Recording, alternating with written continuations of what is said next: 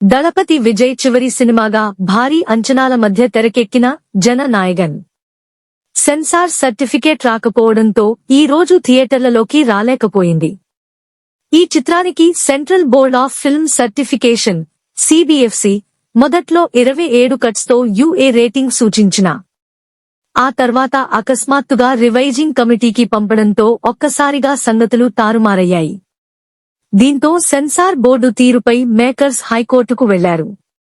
High court single జడ్జికు UA-16 certificate ఇవ్వాలని ఆదేశాలు జారీ చేశారు.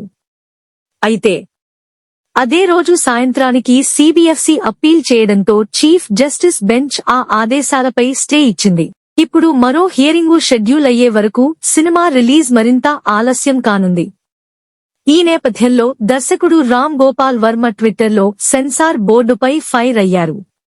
ఇప్పుడున్న ఇంటర్నెట్ యుగంలో ఎక్కడ పడితే అక్కడ అన్రెస్ట్రిక్టెడ్ కంటెంట్ ఫ్రీగా తిరుగుతుంటే సినిమాలకు మాత్రం సెన్సార్ బోర్డు ఎందుకు?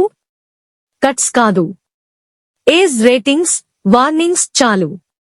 ఇది రాజ్యాంగంలోని ఎక్స్ప్రెషన్ ఫ్రీడమ్ కు వ్యతిరేకం అంటూ ఆయన ఫైర్ అయ్యారు. ఇక ఈ వివాదం వెనుక రాజకీయ కుట్రలు ఉన్నాయనే ఆరోపణలు బలంగా వినిపిస్తున్నాయి. దళపతి విజయ్ రాజకీయాల్లోకి అడుగుపెట్టడంతో ఇదే ఆయనకు ఆఖరి చిత్రంగా చెబుతున్నారు. అందుకే ఇలాంటి అడ్డంకులు వస్తున్నాయని ఆయన అభిమానులు చెప్పుకుంటున్నారు. ఇప్పుడు ప్రశ్న ఒక్కటే, ఈ సినిమా ఎప్పుడు రిలీజ్ అవుతుంది? రిపబ్లిక్ డే స్పెషల్ గా వస్తుందా? లేకపోతే ఈ డేట్కు కూడా మరొక ట్విస్ట్ ఉందా?